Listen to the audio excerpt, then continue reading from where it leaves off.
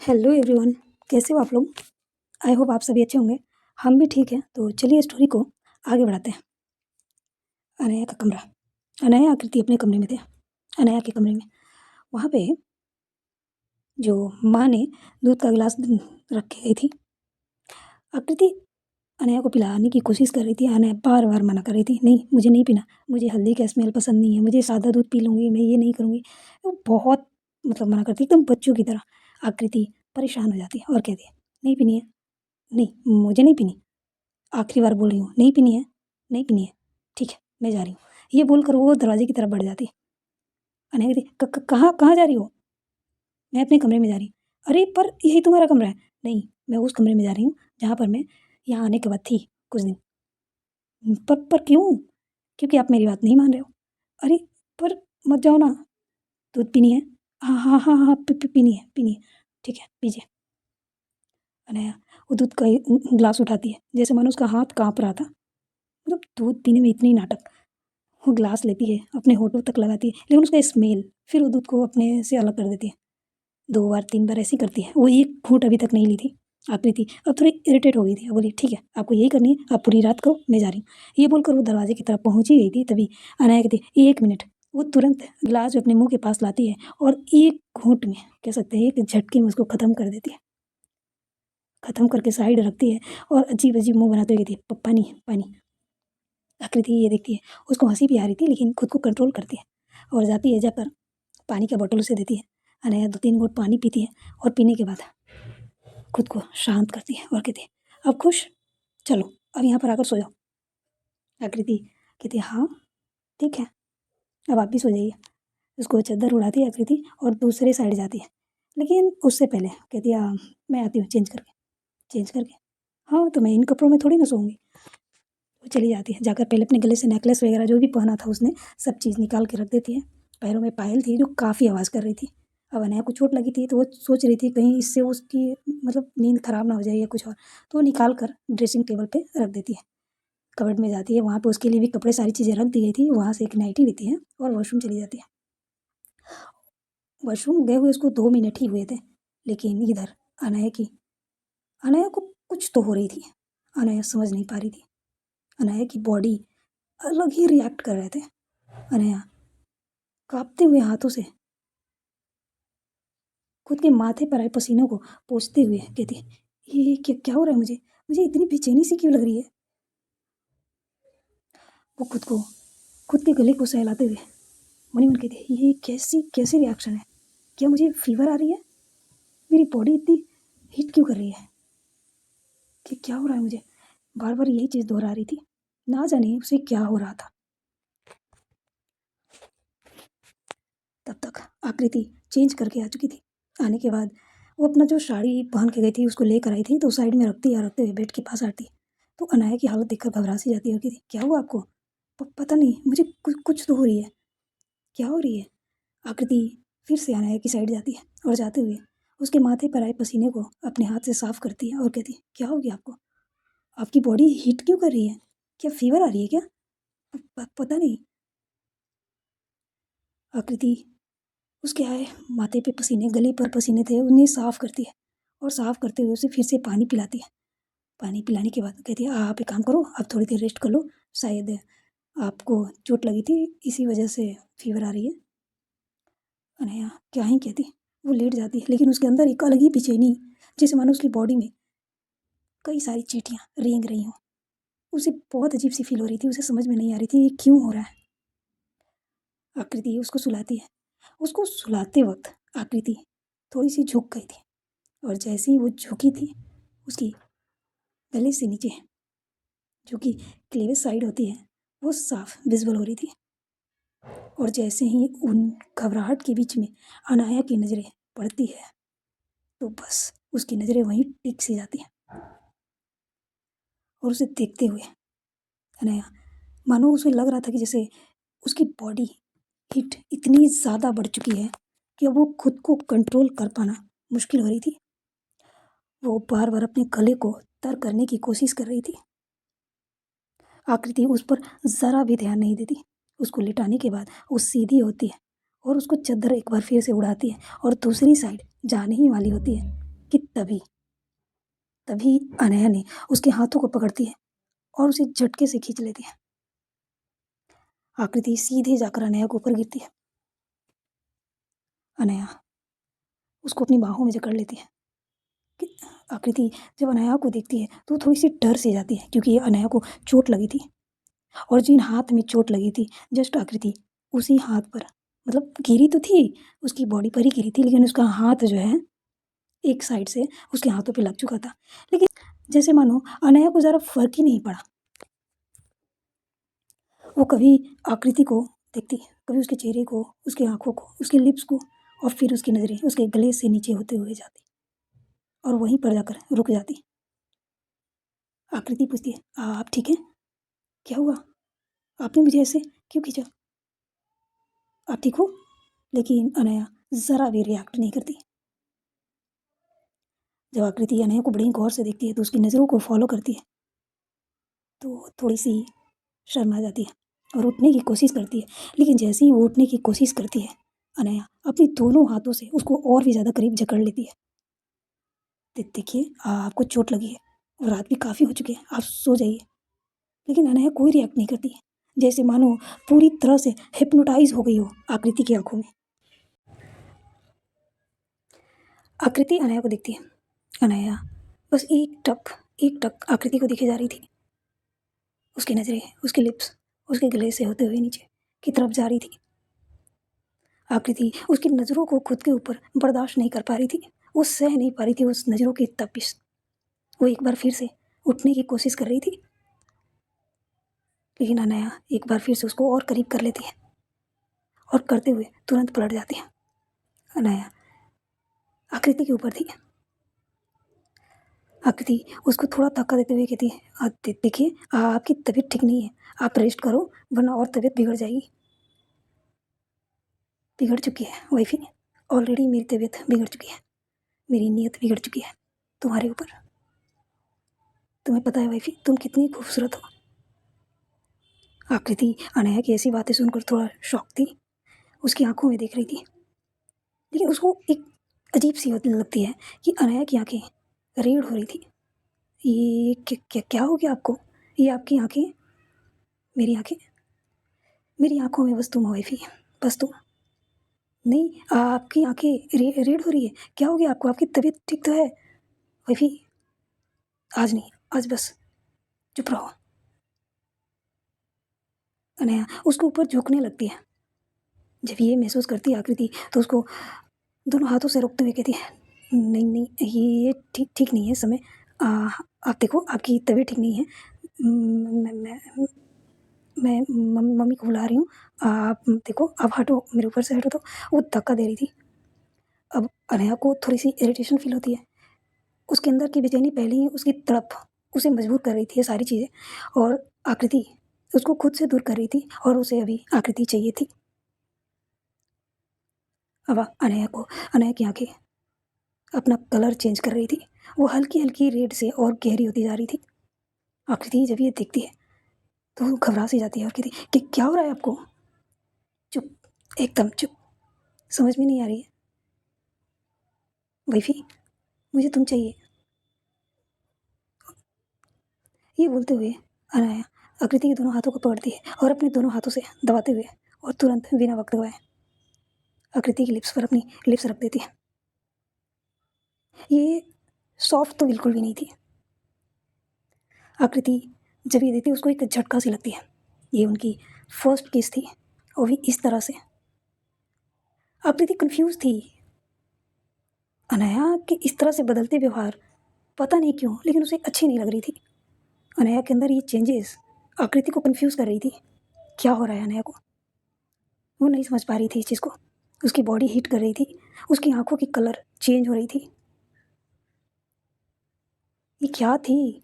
उसके माथे पर पसीने साफ नजर आ रही थी। उसके हाथ में जो दर्द थे उसी हाथ को उसी हाथ से दबाव बनाकर उसके हाथों को जकड़ रखा था। अभी कुछ देर पहले वो टी शर्ट भी ढंग से नहीं पहन पा रही थी उस हाथ से, और अभी उसके हाथों में इतनी ताकत था कैसे? तभी आकृति को दर्द महसूस होती है उसके लिप्स पर और उसके मुंह में ब्लड की टेस्ट। आकृति अनया को देखती है। अनया बस फोर्सफुली, जैसे मानो वो अपनी तड़प, अपनी उस फीलिंग को बाहर निकालना चाहती थी, अपने उस बेचैनी को बाहर निकालना चाहती थी। वो बस आकृति को फोर्सफुली किस किए जा रही थी। लेकिन फिर भी पता नहीं क्यों अनया का वो मन शांति नहीं हो रहा था, वो बेचैनी कमी नहीं हो रही थी। वो बहुत बहुत ही ज़्यादा अंदर से बेचैन थी। वो कहती है, आकृति मुझे कुछ हो रही है, मुझे समझ में नहीं आ रही है, लेकिन मुझे कुछ हो रही है, हेल्प करो ना। क्या हो रही है आपको? पता नहीं है, पर मुझे कुछ हो रही है।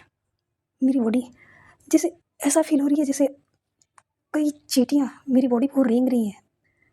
मुझे बहुत बहुत ज़्यादा अजीब हो रही है, मैं उसे डिस्क्राइब नहीं कर पा रही हूँ। उसकी बातें सुनकर आकृति बहुत घबरा जाती है। वो उठने की कोशिश करती है, लेकिन फिर भी अनाया ये सारी चीज़ें बोल तो रही थी, लेकिन उसको छोड़ने को तैयार नहीं थी, पता नहीं क्यों। लेकिन उसकी बेचैनी के साथ साथ आकृति की ये नज़दीकियाँ उसे काफ़ी पसंद आ रही थी। छोड़िए ना मुझे, मैं हेल्प करती हूँ ना, क्या हो गया आपको? अनाया कहती है, मुझे तुम चाहिए आकृति, मुझे बस तुम चाहिए। ये बोलते हुए वो तुरंत एक बार फिर से आकृति को किस करने लगती है। किस करते हुए वो आगे बढ़ रही थी। आकृति को बहुत पेन हो रही थी, क्योंकि ये किस कोई नॉर्मल किस थी नहीं। वो उसको पता नहीं क्यों इतना फोर्स क्यों कर रही थी अनाया, वो आकृति खुद नहीं समझ पा रही थी। ऐसा भी नहीं है कि आकृति उससे दूर भाग रही थी, लेकिन फिर भी अनाया अपनी बेचैनी, अपनी उस फीलिंग को बाहर निकाल रही थी। फिर भी उसकी बेचैनी वो शांत नहीं हो पा रही थी। वो अनाया की आकृति के लिप्स को छोड़ती है, अनाया उसके गले पर आ जाती है, आकृति के गले पर काफ़ी जोर से बाइट करती है। उस बाइट से आकृति की चीख निकल जाती है। उस चीख को सुनते ही अनाया झटके से अपनी आंखें खोलती है और आकृति को देखती है। आकृति की आंखों में आंसू थे। वो कहती है, क्या हो गया है आपको? अनाया अनाया आकृति के आंसू को देख रही थी, अपना एक हाथ आगे ले जाकर उसके आंसुओं को अपनी उंगलियों पर लेती है और एक टक उन आंसुओं को देखने लगती है। तभी उसकी नज़र आकृति पर चेहरे पर जाती है। चेहरे को देखते हुए वो नीचे की तरफ देख रही थी। उसके लिप्स पर कई घाव लग चुके थे।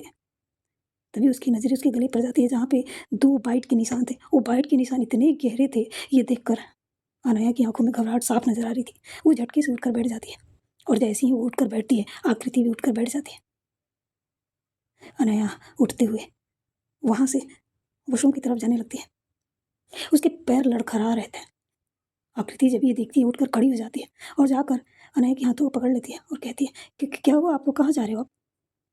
अनाया पीछे पलटकर अपनी बीवी को देखती है और देखते हुए अपने हाथ उसके गालों पर रखते हुए कहती है, आई एम सॉरी वाइफी, मुझे नहीं पता, मैं ये कैसे कर दिया मैंने, मुझे नहीं पता, लेकिन वाइफी पता नहीं, मुझे कुछ हो रही है, मैं खुद को कंट्रोल नहीं कर पा रही हूँ, मुझे कुछ हो रही है। तुम जाओ, तुम एक काम करो, तुम वो दूसरे कमरे में जाओ जहाँ पर तुम रहती थी, तुम जाओ। ये बोलते हुए अनया अपने हाथ उसके चेहरे से हटाती है और अपना हाथ छुड़ाते हुए बाथरूम की तरफ बढ़ जाती है। आकृति वहाँ पे खड़ी रह जाती है। वो एकदम मानो उसको क्या हो जाती है ये सुनकर। उसको एक शॉक सी लगती है और एक अजीब सी फीलिंग। अनया की आंखों में इस वक्त आंसू थे, जो कि आकृति बर्दाश्त नहीं कर पा रही थी उस आंसू को। क्या हो रही है इन्हें, क्या हो गई है इन्हें? कुछ समय पहले तो ठीक थे, लेकिन दूध। आकृति पलट कर उस दूध वाले ग्लास को देखती है। तभी उसको कुछ शंका होती है। वो वहाँ जाती है, जाकर उस ग्लास को उठाती है, उसे स्मेल करती है, लेकिन उसे कुछ खास महसूस नहीं होती। उसे समझ में नहीं आ रही थी कि उसे जानती क्या करनी चाहिए, क्या नहीं करनी चाहिए। वॉशरूम के दरवाजे पर देखती है, जहाँ पर दरवाजा खुले थे। वो धीरे धीरे अपने कदम बढ़ाते हुए वॉशरूम के दरवाजे तक जाती है और थोड़ी से झाँकते हुए देखती है, जहाँ पर अनाया शावर के नीचे जमीन पे बैठ चुकी थी और शावर ऑन थे और पूरा पानी उसके शरीर पे गिर रहे थे। वो अपने सिर पे हाथ रखी हुई थी, अपने बालों को अपनी मुट्ठियों में भींच रखी थी, जैसे मानो वो खुद को कंट्रोल करने की कोशिश कर रही हो। कई बार अनया अपनी बालों में मुट्ठियों में जो भींच रखा था, कई बार खुद को चोट पहुंचाने की कोशिश कर रही थी। आकृति ये सारी चीज़ें खड़ी होकर वहाँ पे देख रही थी। ना जाने अनया को क्या हो रही थी, आकृति समझ नहीं पा रही थी। अनया अपने दूसरे हाथ को अपनी सेकेंड बार उन हाथों को अपने मुंह में रखती है और उसे बाइट करती है, जैसे मानो खुद को उस बेचैनी से बाहर लाने की कोशिश कर रही थी। आकृति जब ये देती है वो बहुत बहुत ज़्यादा घबरा जाती है। वो बिना वक्त गवाए वॉशरूम में घुस जाती है और जाती है उसके पास बैठ जाती है, उसके चेहरे को अपने हाथों में लेते हुए कहती है, क्या क्या कर रहे हो आप? ये आपने क्या किया? अनया के हाथों को देखती है जहाँ पे बहुत गहरी घाव हो चुकी थी, दांतों के निशान, हल्की हल्की तो ब्लड भी आ रही थी। ये देखकर आकृति की आंखों में आंसू आ जाते हैं। वो बहुत बेचैन हो जाती है। वो कसकर अनया के गले लग जाती है, कहती है, क्या हो गई आपको? देखिए, आप मुझसे नहीं कहोगे क्या हो गई है? आप मुझे बताओ ना, मैं हेल्प करूंगी ना आपकी। अनया आकृति को खुद से दूर करते हुए कहती है, वाइफी प्लीज तुम चली जाओ, मैं तुम्हें हर्ट नहीं करना चाहती। मुझे मुझे पता नहीं क्या हो रही है वाइफी, मैं खुद को कंट्रोल नहीं कर पा रही हूँ। आकृति ये सब सुनती है, उसकी आंखों में आंसू थे। अनया के दूर करने के बावजूद भी वो अनया के करीब जाती है, उसको हक करते हुए कहती है, कोई बात नहीं, आप खुद को कंट्रोल नहीं कर पा रहे हो, कोई बात नहीं, आपको कंट्रोल करने की कोई ज़रूरत नहीं है। नहीं वाइफी, मुझे नहीं पता मैं इस हालत में कैसे पहुंच गई, लेकिन मैं तुम्हें चोट नहीं पहुंचाना चाहती। मैंने ऑलरेडी कुछ हद तक तुम्हें घाव दे चुकी हूँ, मैं और नहीं करना चाहती। प्लीज़ तुम मुझसे दूर चली जाओ, प्लस आज के लिए प्लीज़, आज के लिए तुम मुझसे दूर हो जाओ। आकृति उसके चेहरे को अपनी बाहों में अपने हाथों में भरती है और कहती है, क्या बोल रहे हो आप? मैं आपसे दूर चली जाऊँ? मैं आपकी पत्नी हूँ ना, मैं कैसे आपको दूर ऐसे इस हालत में छोड़ दूँ? आपकी हर चीज़ों को पूरा करना मेरा धर्म है। आपको मुझे पानी है, मैं आपकी की हूँ, मैं आप ही की हूँ। आकृति आगे बढ़कर अनया की दोनों गालों पर किस करती है और कहती है, आप जो चाहो कर सकते हो। नहीं नहीं, मैं ऐसा नहीं कर सकती, आपको करनी होगी मेरे लिए, अपने लिए। वाइफी प्लीज़ प्लीज़, मैं खुद को कंट्रोल करने की कोशिश कर रही हूँ, प्लीज़। आकृति नहीं मानती, शावर को ऑफ करती है, अनया के हाथों को पकड़ती है और कहती है, आइए मेरे साथ। उसे लेकर बेडरूम में जाती है। वहाँ जाते हुए उसके जो टी शर्ट पहन रखा था उसने उसे निकाल देती है, एक टॉवल लेती है, काफ़ी अच्छे से उसके अपर बॉडी को साफ करती है। इस बार नो झिझक, नो शर्म, अपनी खुली आंखों से वो सारी चीज़ें कर रही थी। उसकी आंखों में से प्यार ही प्यार, मनी मन कहती है, मुझे अच्छे से पता है कि आपको क्या हुई है। यस, आकृति इन सब चीज़ों के बारे में जानती थी। हालांकि उस दूध के गिलास में कुछ था या नहीं, हालांकि उसको बस शक था, लेकिन ये अच्छे से जानती थी कि आज उनका मिलन होना बहुत ज़रूरी है। अगर उनकी मिलन हो जाती है तो उसकी आत्मशक्ति, उसकी आध्यात्मिक शक्ति, उसके मिलन के साथ ही आकृति की रक्षा कवच बनेगी। और ये चीज़ आकृति को उस शख्स ने बताया था जिस शख्स से वो फ़ोन पर बात की थी मंत्र जाप करने से पहले। यस, आकृति अच्छे से जानती थी कि आज उन्हें किसी भी हाल में एक होना ही है। और कुछ समय पहले अनया जो कर रही थी, आकृति उसको रोकने की कोशिश, उससे दूर जाने की कोशिश नहीं कर रही थी, बस उसको समझाने की, संभालने की कोशिश कर रही थी, ताकि वो जो कर रही थी थोड़ा प्यार से करे, ताकि ये पल, ये रात कोई डरावनी रात बन के ना गुजरे, बल्कि एक यादगार रात बन के गुजरे। क्योंकि ये दो शरीर का मिलन नहीं, दो आत्माएं, दो शक्ति का मिलन होने वाली थी।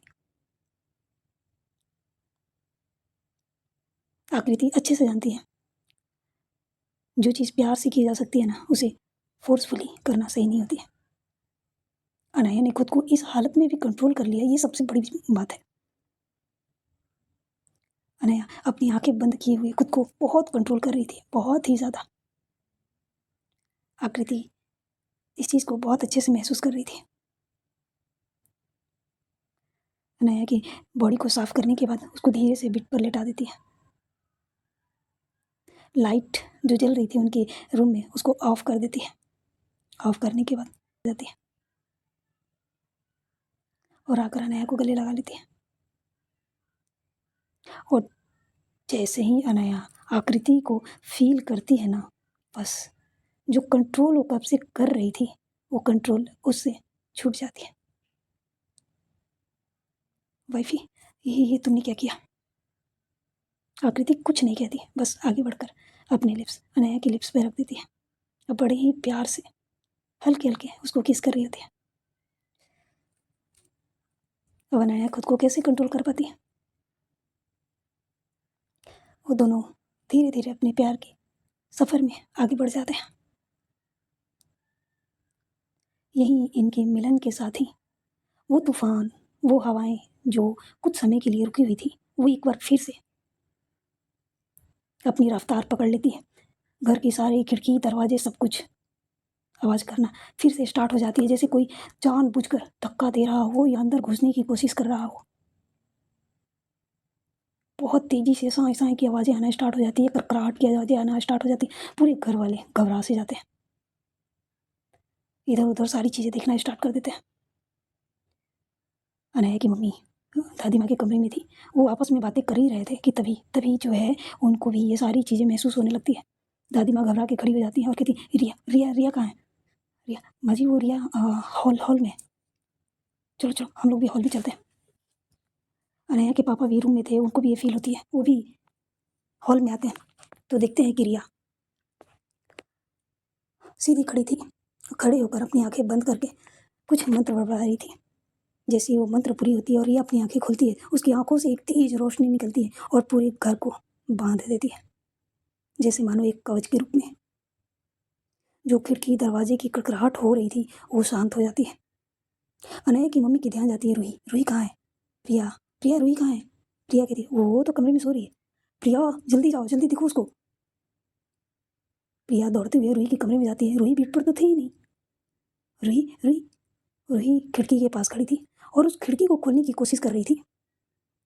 प्रिया ये देखती है तो घबरा जाती है, वो तुरंत रूही के पास जाती है और उसको खींचते हुए अपनी बाहों में भर लेती है और कहती, रूही तुम यहाँ क्या कर रही हो? रूही डर सी जाती है, इस झटके से प्रिया ने अपनी तरफ खींचा था। दीदी वो मैं तो, क्या हुआ, क्या कर रही थी यहाँ पे?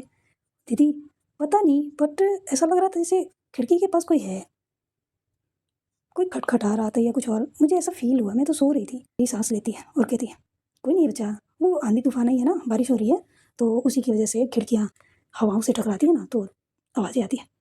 अच्छा ये बात है, हाँ चलो हॉल में चलते हैं, नींद आ रही है अभी? नहीं दीदी, नींद तो ख़राब हो गई ना, अब मुझे नींद नहीं आ रही। ठीक है चलो हॉल में चलते हैं। ठीक है दीदी, ये बोलकर वो रूही को लेकर हॉल में चली जाती है। जब प्रिया और रूही हॉल में आते हैं तो कुछ हद तक चीज़ें जो है शांत हो चुकी थी। वहाँ आती है, वहाँ बैठ जाते हैं और प्रिया कहती है, तो गेम खेलें? सभी उसकी तरफ देखने लगते हैं। प्रिया कुछ इशारा करती है, सभी समझ जाते हैं। रिया कहती है, हाँ खेलो। तो रूही कहती है, अरे यदि आप भी खेलिए ना। तो रिया कहती है, बच्चा आप खेलो, मैं नहीं खेल सकती। और क्यों? वो क्या है ना बच्चा, मैं थक गई हूँ, तुम्हें पता है ना हम लोग लेट आए थे, ये आंधी तूफान की वजह से मैं बहुत थक गई हूँ, मैं आराम करूँगी, आप खेलो। रूही भी समझदार थी, वो समझ जाती है, कहती है ठीक है दी, जैसा आपको। वहाँ पे प्रिया और रूही खेलने लगते हैं। प्रिया उसको एक रिमोट देती है जो कि गेमिंग का था, वो लोग वीडियो गेम खेलना स्टार्ट करते हैं, साथ में वो लोग खेल रहे थे। ये सारी चीज़ें रूही का ध्यान भटकाने के लिए, उसकी माइंड को डाइवर्ट करने के लिए की जा रही थी, क्योंकि एक मासूम सी बच्ची थी और जिसने अभी अभी जो फील किया था कमरे में, वो नहीं चाहते थे कि उसके दिमाग में ये चीज़ रह जाए और आगे चल के कोई भी प्रॉब्लम हो। इसीलिए प्रिया जो है उसके ध्यान को भटकाने के लिए उसके साथ खेल में बिजी हो जाती है। वही दादाजी दादी माँ सब लोग बैठे हुए थे और बैठकर बस ये समय को निकलने का इंतज़ार कर रहे थे, बस किसी भी तरह से ये टाइम निकल जाए। दादी माँ कहती हैं, कितना टाइम हो रहा है? दादाजी मोबाइल में देखते हैं और कहते हैं, 2:40। 40 मिनट, ओनली 20 मिनट बचे हुए हैं, बस ये टाइम किसी भी तरह से निकल जाए। मम्मी जब ये सुनती है कि 20 मिनट बचे हैं, उनकी घबराहट धीरे धीरे कम हो रही थी, क्योंकि जो उन्होंने सुनी थी उनके अंदर की बेचैनी, दर्द, तकलीफ़ उनकी आंखों में साफ नज़र आ रही थी। और अनया के पापा ये चीज़ समझ रहे थे। लेकिन क्या कर सकते थे। वहीं अनाया के कमरे में अनाया आकृति अपनी मोहब्बत को पूरा कर रहे थे। अनाया अपने होश को बनाए रखने की बहुत कोशिश करती है। वो खुद को कंट्रोल नहीं कर पाती। जब जब वो थोड़ा वाइल्ड होती, आकृति उसको संभाल लेती। आकृति का प्यार, उसका समर्पण, उसकी कोमलता अनाया को शांत रहने के लिए मजबूर कर दे रही थी। जब जब वो आकृति के ऊपर खुद को फोर्स करती थी, तब तब आकृति की वो प्यारी सी आवाज़, उसका वो कोमलता जो उसकी आवाज़ के ज़रिए उसके कानों में जाती थी, उसके दिल में मानो उसको शांत रहने के लिए मजबूर कर रही थी। तब भी बीच बीच में कई बार अनाया थोड़ी बहुत तो वाइल्ड हो ही जाती है। आकृति खुद को संभालते हुए भी अनाया को पूरी सपोर्ट कर रही थी। खुद को पूरी तरह से सौंप देती है अनाया आकृति को। आकृति अनाया को, दोनों एक दूसरे को हो जाते हैं पूरी तरह से। अनाया कहती है, Aakriti I love you so much, I love you too. कुछ सेकंड के लिए अनाया थोड़ा शांत हो जाती है। वो अपनी आंखें बंद कर लेती है। ये देखकर कहा जा सकता है कि अब अनाया शांत हो चुकी थी, उसकी बेचैनी कम हो चुकी थी। आकृति उठती है, उठकर अनाया के ऊपर आती है और आते हुए उसकी फोरहेड से अपना फोरहेड जोड़ती है। अनाया जब ये दिखती है तो अपनी आंखें खोल लेती है। क्या क्या कर रही हो? आकृति कहती है, कुछ नहीं, आप अपनी आंखें बंद कीजिए। पर क्यों? कीजिए तो। ठीक है। आकृति अनाया की फोरहेड से अपना फोरहेड लगाकर कुछ बुदबुदाती है। या कोई मंत्र थी या कुछ और, आई डोंट नो, लेकिन कुछ तो थी। और जैसे ही वो ऐसा करती है, उसके शरीर से एक आध्यात्मिक ऊर्जा उसके फोरहेड के जरिए बाहर निकलती है और डायरेक्ट अनाया के फोरहेड में समा जाती है। और ये प्रोसेस कम से कम 20 सेकेंड्स तक चलती है। पूरा आकृति अनाया का शरीर पूरा अनाया का शरीर सुनहरी ऊर्जा में जैसे डूब चुकी थी। और ये प्रोसेस कंप्लीट होने के बाद आकृति का शरीर ढीला पड़ जाता है और वो अनाया के ऊपर ही गिर सी जाती है। और जैसे ही आकृति अनाया के ऊपर गिरती है, अनाया की आंखें खुल जाती हैं। अनाया एक गहरी सांस लेती है और मन ही मन कहती है, ये क्या था? मैं अभी कुछ देर पहले तो काफ़ी थकी हुई थी, मेरे बॉडी में पेन भी हो रहे थे, और अभी मानो ऐसा लग रहा है जैसे मैं पूरी एनर्जी से भरपूर हूँ। क्या क्या हुआ है अभी? वो आकृति को देखती है। आकृति उसके सीने पर सिर रखी हुई थी। उसको देखती है, उसके चेहरे पर बहुत प्यारी स्माइल आ जाती है। वो उसे अपनी बाहों में भर लेती है और भरते हुए साइड में करती है और उसकी फोरहेड पे किस करती है और कहती है, आई लव यू वाइफी। आकृति इसका कोई जवाब नहीं देती। अनाया आकृति को देखती है और कहती है, आकृति आकृति आकृति कोई जवाब नहीं देती। अनाया थोड़ी घबरा सी जाती है। वो आकृति के चिक्स पर थपथपाते हुए कहती है, आकृति वाइफी क्या हुआ वाइफी? अनाया अनाया काफ़ी हद तक घबरा चुकी थी। वो आकृति की सांसें चेक करती है। उसकी नोज पर उंगली रखती है, उसके नीचे सांस चेक करती है। उसकी सांस नहीं आ रही थी। उसके नब्ज़ चेक करती है, उसको वो भी फील नहीं हो रही थी। उसके सीने पर अपना सिर रखती है और चेक करने की कोशिश करती है। वहाँ पे हल्की हल्की हार्ट बीट की आवाज़ आ रही थी, लेकिन बहुत ही ज़्यादा कम थी, बहुत ही कम। अनाया बहुत बहुत ज़्यादा घबरा जाती है कि क्या हुआ तुम्हें? अनाया खुद को देखती है, फिर आकृति को देखती है। आकृति को जब देखती है ना, उसकी आंखों में आंसू आ जाते हैं। आकृति की बॉडी पर कई जगह पर बाइट्स के निशान थे। वो बाइट भी नॉर्मल नहीं थी, हाँ थोड़ी सी हार्ड तो थी, दाग हो चुके थे, वो काले धब्बे की तरह पड़ चुके थे। अनाया को बिल्कुल भी अच्छा नहीं लगता ये सब चीज़ें। वो खुद को सोच रही थी कि क्या हो गया था मुझे, क्या हो गया था, कुछ तो हुआ था मुझे। लेकिन अभी वो सोचने के लिए उसके पास उतना टाइम नहीं था। वो तुरंत उठती है, वहाँ पे उसके कपड़े पड़े हुए थे, उसे लेती है तो वो भीगे हुए थे। वो कपड़ के पास जाती है, वहाँ से अपने कपड़े निकालती है, फटाफट वो पहनती है। पहनने के बाद जो है आकृति के लिए नाइटी निकालती है नॉर्मल सी। आखिर आकृति साड़ी पहनती है यहाँ पे, और साड़ी के अलावा उसके पास फ़िलहाल कुछ था नहीं, तो वो नाइटी ही निकालती है और तुरंत उसको पहना देती है। पहनाने के बाद जो है उसको अच्छे से लेटाती है, उसको चादर उड़ाती है। उड़ाने के बाद वो तुरंत अपने रूम से बाहर निकल जाती है।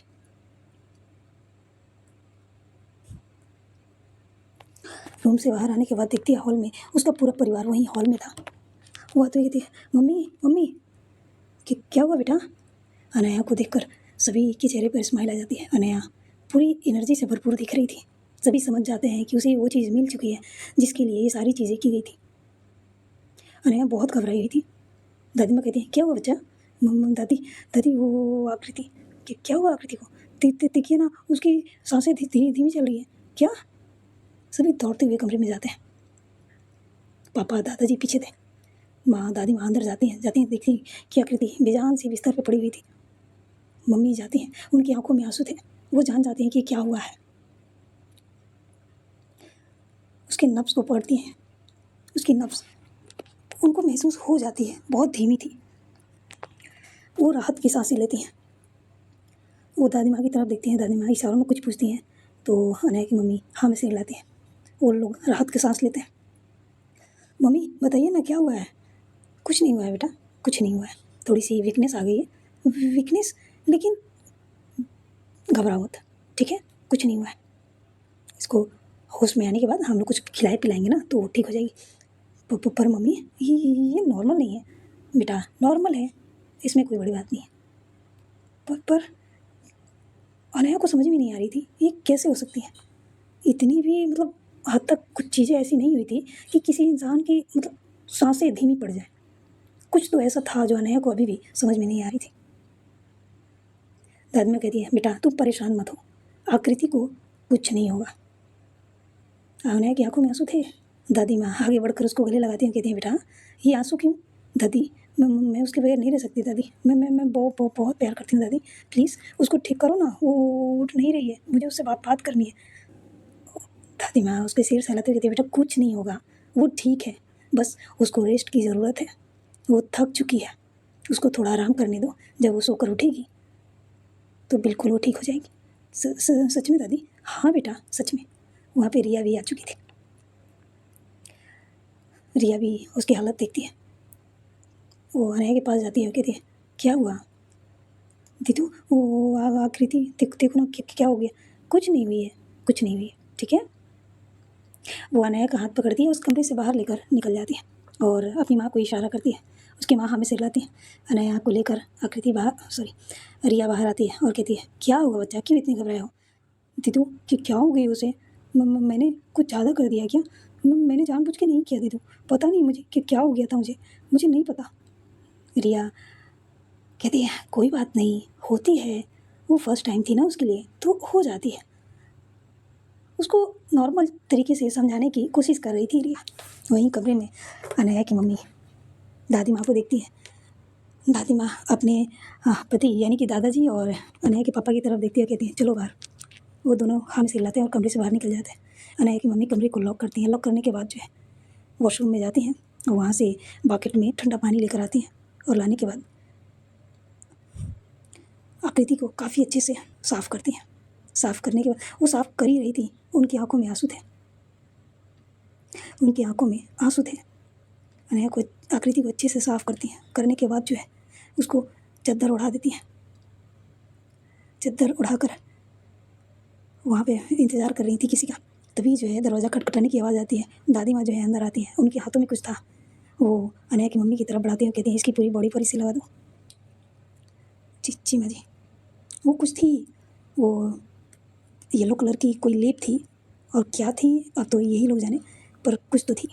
इसके बारे में वो लोग बात नहीं करते हैं तो पता नहीं चलती कि ये क्या चीज़ है। दादी माँ आकृति को देखती हैं। वो आगे बढ़कर उसका सिर सहलाती हैं, उसकी फोrehead पे किस करती हैं और कहती हैं, आई एम सॉरी बच्चा, पर तुमने जो किया है